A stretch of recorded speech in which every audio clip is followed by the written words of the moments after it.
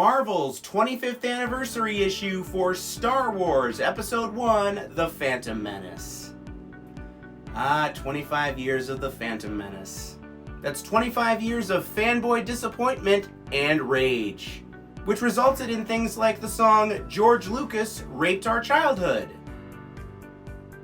I think we handled it well. I kid, The Phantom Menace. It's not the glorious movie that everybody wanted it to be back in 1999, and frankly, I don't even know if it's a good movie, but I don't think it's the worst of the three prequels. This is more or less a deleted scenes issue. An issue where they show you various moments and conversations between characters that weren't in the movie.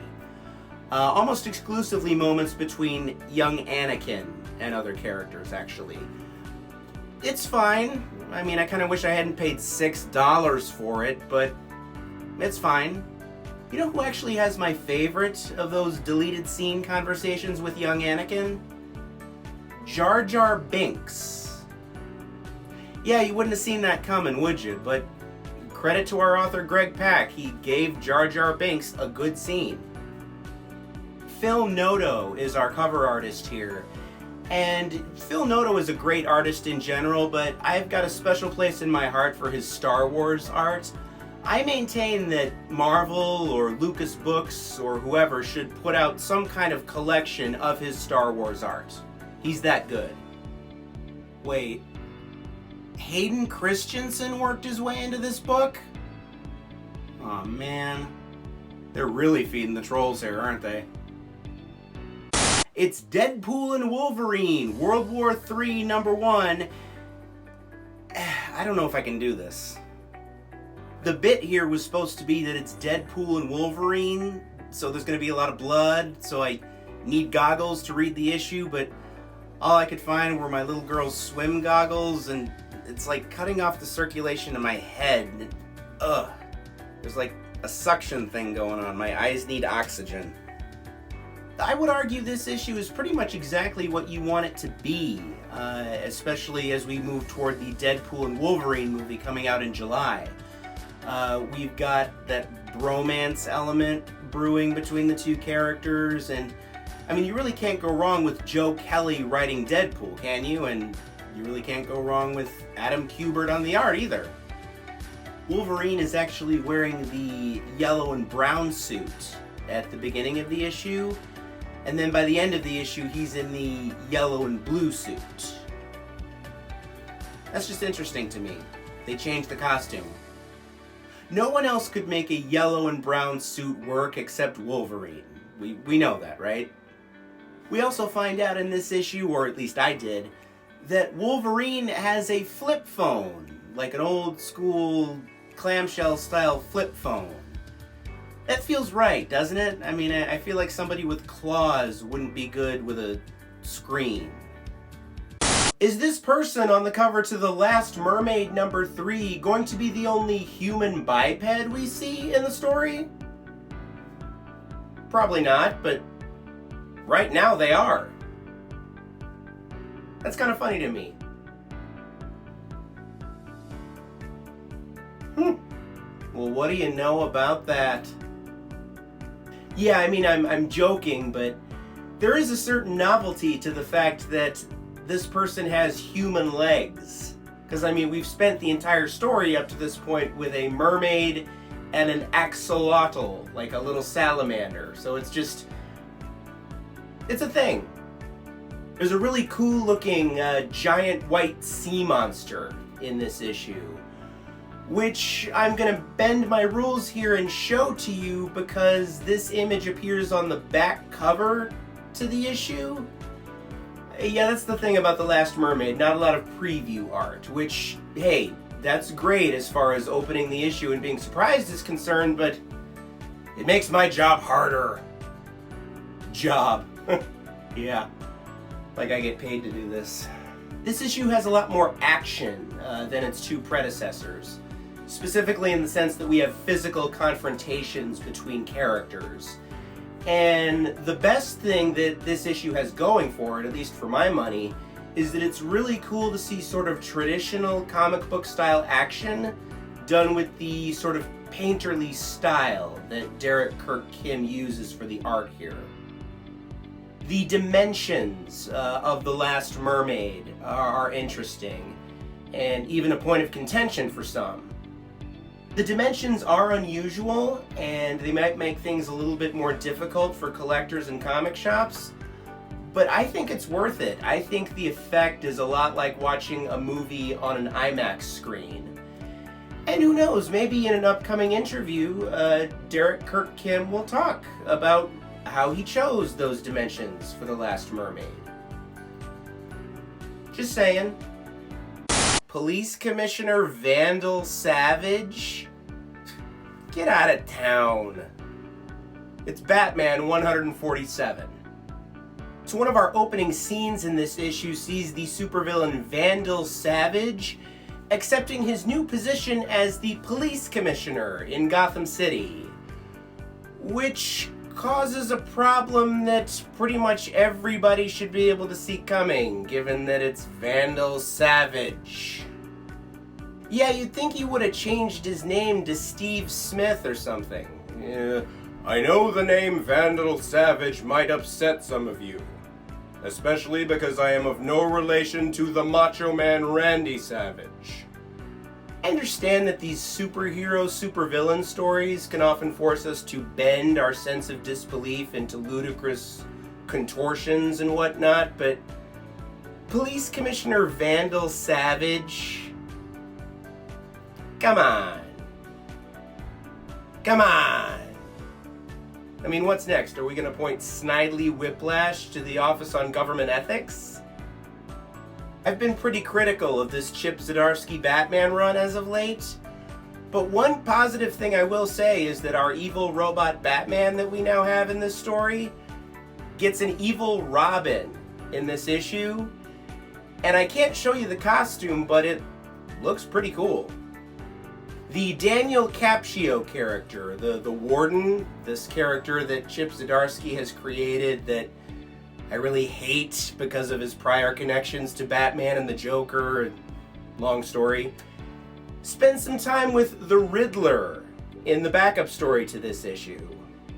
I saw that and I was like, no, leave the Riddler out of this. He's one of my favorites. It's bad enough that Batman and the Joker are already entrenched in it. Just leave the Riddler alone. Leave Riddler alone! Crocodile Black #1 is about the rise of a serial killer during the COVID-19 pandemic. Retrospective stories about the COVID-19 pandemic are always interesting to me because it wasn't that long ago, and it frankly seemed like it was never gonna end. By the way, don't think it hasn't occurred to me that I should have been doing this back in 2020 during the mask-wearing, quarantining portion of COVID. I mean, that would have been perfect. I could have stayed inside reading comic books all day doing this. Our author here is Philip Kennedy Johnson. Now, Philip Kennedy Johnson is also working on The Incredible Hulk right now over at Marvel. If you like Johnson's work on the Hulk, then I would definitely recommend Crocodile Black. They're similar, not in the sense that Crocodile Black has big scary monsters in it, but there's a similar suspenseful, dark, horrific type vibe, at least so far. There's also a mental illness element to this story, and said element is drawn with an interesting kind of red effect by our artist, Som? S-O-M? Is that how you pronounce it? What do you think my comic artist's pseudonym would be? Like if I had to have one. You know what I used to say my Starbucks porn star name was back when I worked at Starbucks? Smoothie Bananas. It's a good pseudonym, isn't it? Smoothie Bananas? This issue is called Heart Piercer #1. Alright, where's the scorned lover? Come on. You can't have a book called Heart Piercer and not have a scorned lover in it. Come on, I'm waiting. Is it a man or what? There she is. This book is about a female warrior called Heart Piercer who's about to be on a quest for revenge against her former lover, a royal who discards her after he's essentially done with her. So she's got to fight her way back through his kingdom filled with monsters and creatures and presumably various other fantastic things. I jumped onto this book because of Gavin Smith. Gavin Smith did a lot of work on the first volume of the IDW Publishing Teenage Mutant Ninja Turtles series. He was one of my favorites to work on that series, actually. And you know what? What he does here is gorgeous. He kind of steals the show. Very detailed, dark, fantasy, monster type stuff. And if that's your thing, Heartpiercer is for you. At this early juncture, it kind of feels like Heartpiercer is going to be like Kill Bill, with sort of a Game of Thrones / Dungeons and Dragons vibe to it. I don't know, I'm not into stuff that's extremely far into the fantasy realm, but you know what? I would consider staying with Heartpiercer because of the human romance revenge element that it has. Here's what I will say though, if you want a little bit of irreverence here. This guy looks evil. She should have known that he was gonna turn on her. What's his name? Kern? Yeah, his name even sounds kind of evil. Did she not have friends who warned her about him? Interestingly enough, the opening scene in this issue has Heartpiercer try and kill a unicorn. Now, normally you'd say that's a pretty big heel move for our protagonist, but screw unicorns. That's my philosophy. They're nothing more than fancy, horny horses. They're overrated. Don't get hooked in by one of these unicorn enthusiasts, folks, or even worse, a unicorn scammer. Okay, like some lady at a Renaissance fair who hands you a bottle of what she claims is unicorn piss and says if you drink this, it'll cure your baldness, and then you drink it, for like a year, and the results speak for themselves. Screw unicorns. Alan Scott, The Green Lantern #6 is the final issue of the miniseries, and I got some things to say, folks. So strap in for a couple minutes. David Talaski has been our cover artist for this miniseries, and the cover he does for this issue might be my favorite one he's done, just because it's got that romantic element, but it's also combative, which is not always a combination you're looking for in your fiction, much less your real life, but he pulls it off nicely and appropriately here. In terms of story, things kind of end the way you think they're going to end, at least in a broad sense. This was never going to wrap up with Alan Scott being hit by a bus, so no big surprises, which is okay. I don't think we were necessarily looking for surprises here. I do like, though, that in the middle of the big battle sequence that opens the issue, Alan is trying to get his ring to do something, and of course it's powered by his will. So he just says, come on, will. You know that if people had Green Lantern rings in the real world, that's how they talk to them. Work, damn it, work. So to kind of put a bow on this miniseries, Alan Scott, the Green Lantern, really accomplishes two big things, one of which being supremely more monumental than the other. So I'm going to start with the small one. I would argue that this book really revitalized the Alan Scott character for the first time since ever. Up to this point in time, we as readers had been educated about the fact that this character was important from a historical context, but that's about it. Yes, he was in the Justice Society books, but he was more a relic from the past. Somebody that readers could point at and say, hey, he's that guy from back when.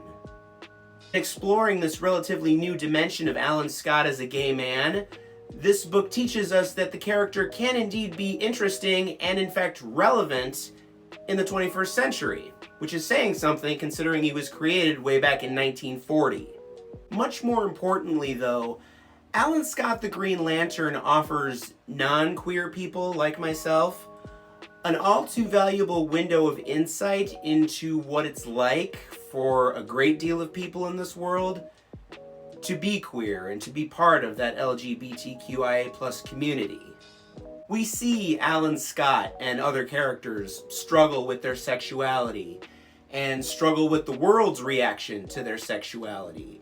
And we follow them, and more importantly, we feel for them. In a genre and an industry where we're so often focused on superpowers and heroics, that's something that's truly powerful and heroic. And that's something that everybody involved with this book can hang their hat on and be proud of forever. I'm not getting paid or getting any kind of fringe benefits to say that. I just think that Alan Scott the Green Lantern is a tremendous piece of art and a tremendous piece of business. And I really think more people should be taking a look at it. My wife's actually going to read this book once the collected edition comes out in September. She doesn't know that yet. She's probably learning about it by watching this, but she's going to read it. And I think you should too. Blood Squad 7 is exactly what you think it's going to be. A guide to making the perfect Sunday brunch. Now remember, you have to cater to the audience you're serving. That's how you know if you want eggs, if you want bacon, if you want pancakes, if you want French toast. Nah, I'm just kidding. It's about 90s image comic style characters making a comeback in the present day. Now, it's not quite as bloody. Yes, I'm keeping the apron on. I look cute. So yeah, Blood Squad 7 is about a group of violent 90s era heroes making a comeback in the present day. Usually when you get a story like this, it's about Silver Age-y traditional heroes making a comeback. This time it's about the more violent 90s image comic style heroes. From a premise standpoint, I sort of liken it to what if Mark Waid and Alex Ross's Kingdom Come featured darker and more violent superheroes making a comeback, as opposed to Superman and more traditional heroes. Now, I have to be honest, I did not start actively reading and studying comic books until the early 2000s, and the Image Comics revolution that everybody talks about and points to happened in the early 90s, so I'm a little bit of a fish out of water when it comes to the source material for Blood Squad 7, or at least the material that the book is lovingly based on. That being said, I was kind of expecting something a little more fun in terms of both the violence level and the art we see. I'm not saying the art is bad, I'm just saying that we don't get a lot of action or excitement in this issue per se. This issue is much more inclined to give us exposition via characters walking through a hallway or sitting in a conference room or sitting in an office, etc., etc. Our author Joe Casey has a column at the end of the issue, and one of the big lines in it is, "Let's have some fun." He uses an extra F word in there, but it's "let's have some fun."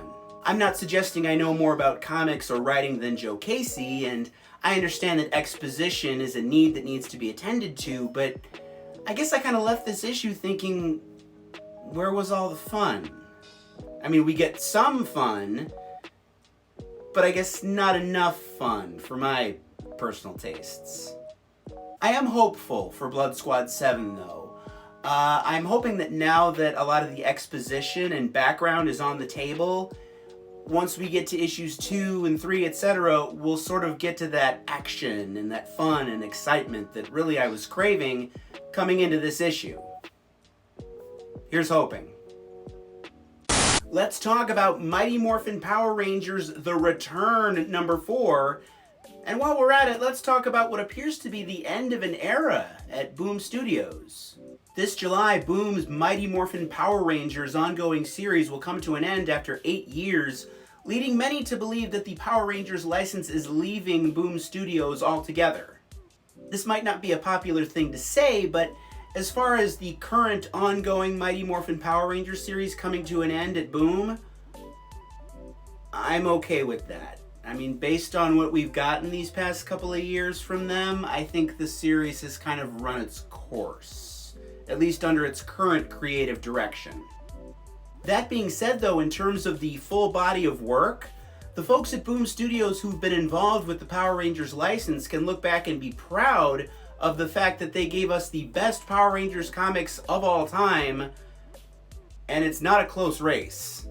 And if the Power Rangers license is indeed leaving Boom Studios, then this Mighty Morphin Power Rangers The Return story is, I think, the rightful way to close the book on the Boom Studios era for the franchise. I mean, it all kind of makes sense and fits. You know, Amy Jo Johnson, the actress who played the original Pink Ranger on the show, she's one of our writers here. Goni Montez, who's done so many of his trademark helmet covers for the license over the years, he's here. And while the book does hit a couple of bumps in the road with this final issue, more on that in a moment, this is still one of the better Power Rangers comic books that Boom Studios has ever produced. Like, it's top tier. This book's variant cover game has been strong from the get-go and ends strong here. We have Goni Montez on the main cover, but we also have David Nakayama contributing a B cover, and then we also have Miguel Mercado with a strong cover as well. Just beautiful, beautiful art. The interior art by Nico Leon and colorist Diego Sanchez Almara has also been beautiful from the start. It's got a more mature vibe to it, but it can also evoke the original series to the point that it gets me borderline emotional at times to look at it. Cheesy as that sounds. There's also a really fun moment in this issue that's provided to us by our letterer Ed Dukeshire. When the putties come into the scene, he gives us some putty speak overhead. The blah, blah, blah, blah, blah. There's a development in the story here with the Green Ranger that I would not have gone with. I mean, I'm not going to spoil it, but you know what? That's a way to go, and that's their choice as storytellers, so I respect it, even though I don't necessarily agree with it. They tease a sequel at the end, and you know what? I wouldn't put money on that happening, especially if the franchise is leaving Boom Studios, but you know what? If there's a way to make it happen, I say we definitely make it happen, because this book was a triumph. Not a flawless triumph, but a triumph nonetheless.